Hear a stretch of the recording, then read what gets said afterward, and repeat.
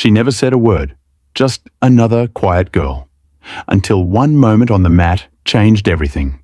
What she did next left the entire gym frozen in silence. You won't believe what happened. No one really noticed her when she entered the gym. She wore an old hoodie, head down, and kept to herself. The others were loud, laughing, tossing gloves, full of swagger. She quietly sat on the bench, watching every move. The instructor didn't even greet her properly. "Spectators don't sit here," he said, pointing to the door. She didn't argue, just nodded and moved to the side. The class continued, full of drills and noise. She took notes silently, her eyes sharp and focused. No one knew she wasn't there to learn. She had already mastered. 2 girls started mocking her from across the mat. "New girl doesn't even have a gyo, probably scared. She's here to flirt, not fight," another whispered loudly. She heard it all, but stayed quiet, unmoved. The coach called for sparring rounds. Partners were picked. No one picked her. Again, she didn't speak. Then the coach asked, "Anyone else left?" She raised her hand slowly, voice calm.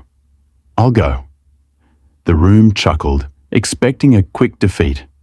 They didn't know a storm was sitting in silence. She faced a well-known senior student, tall, fast, cocky. He bowed lazily, underestimating her completely. Everyone circled around to watch the fun. Some had their phones out, ready to record. The coach gave a bored nod to begin. Within seconds, the boy lunged at her hard. She stepped aside swiftly, calm like still water. With one precise motion, she grabbed his GI. A quick pivot, a deep stance, perfect balance. In the next breath, he was flying. His back slammed against the mat, loud, final, brutal. Gasps filled the gym like thunder. The boy groaned in shock, stunned and embarrassed. She stood still, breathing steady, not even smug. The room went dead silent, jaws dropped open. She bowed respectfully and stepped back in line. The coach looked like he'd seen a ghost. That was no lucky throw. This was technique. Real, raw, disciplined technique years in the making. Someone finally whispered, "Who is she?" The coach called her over, now curious. "What's your name?" he asked, tone softer. She answered quietly, "Maya." Nothing more. Another student asked, "Where did you learn that?" She replied, "My father taught me." He was a retired national judo champion. They used to train together every morning. Until cancer took him 6 months ago. Since then, she hadn't stepped onto a mat. Until today, when silence gave way to action. Maya never liked showing off, just training. Her father always said, "Let your skill speak." And today, it shouted in the stillness. The gym energy shifted around her now. People who ignored her started offering smiles. Those who mocked her stood awkward and quiet. She hadn't changed, only their perception had. She still wore the same hoodie, same shoes.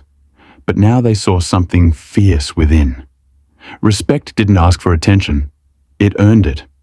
The instructor asked her to stay after class. He wanted to understand where she trained before. "Home," she answered. "My father's dojo," before it closed. He invited her to help lead beginner sessions. Maya hesitated, but then she nodded. Not for praise, but to pass down what she knew.